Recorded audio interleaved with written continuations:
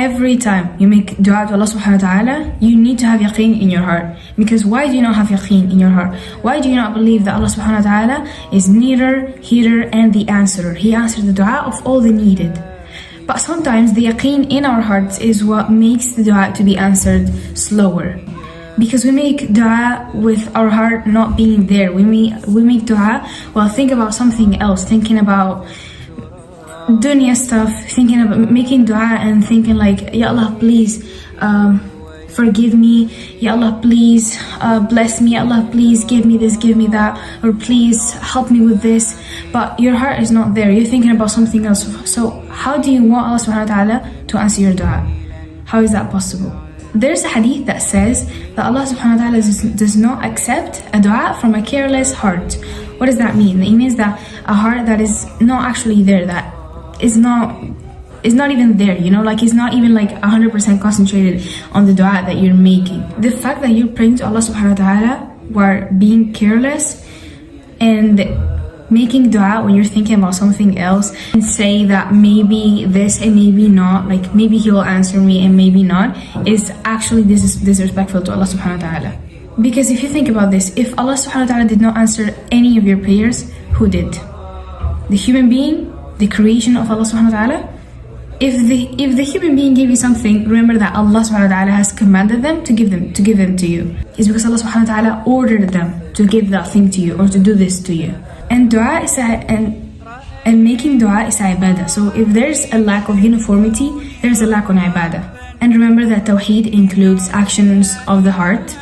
And one of them is the yaqeen and respect that you have towards Allah subhanahu wa ta'ala. Because it is so disrespectful when you come to think about this, where you asking Allah subhanahu wa ta'ala for something and you're not even there. So how do you want Allah subhanahu wa ta'ala to answer that dua to you? Whenever you're making dua to Allah subhanahu wa ta'ala, you need to have yaqeen. 100% need to be, you have to be sure that Allah subhanahu wa ta'ala will answer your dua because He can. And now the real question is, how is some of our prayers not preventing us from filth and haram? And the reason why is while being careless. Praying when you're not even there, you're thinking about something else, your heart is not even there, you're thinking about dunya stuff when you're talking to Allah subhanahu wa ta'ala. And that's why Allah subhanahu wa ta'ala only accepted half of our prayers, third of our prayers, and a'udhu billah, some of them turned them away.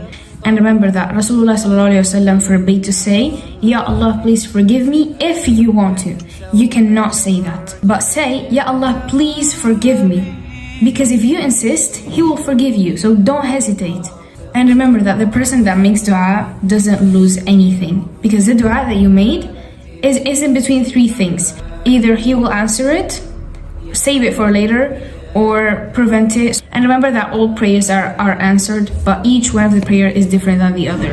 And I don't know if this ever happened to you, but sometimes when we make dua, the dua that you made is probably like answered 3-4 years in time. Like from now, it will be probably answered like after a long time. And Allah subhanahu wa ta'ala knows the best. So maybe He knows that the thing that you ask for is better for that year than now. So please, do not despair. Do not get tired of making dua to Allah subhanahu wa ta'ala. Wait for the answer. And you know that Allah subhanahu wa ta'ala is all-knowing. He may postpone it for a year, 2, 3, 4 more for a great wisdom. And maybe that dua, if He answered it, something haram might happen, or something evil might happen, or someone might get hurt. So never, never, never accuse Allah subhanahu wa ta'ala, but instead accuse yourself.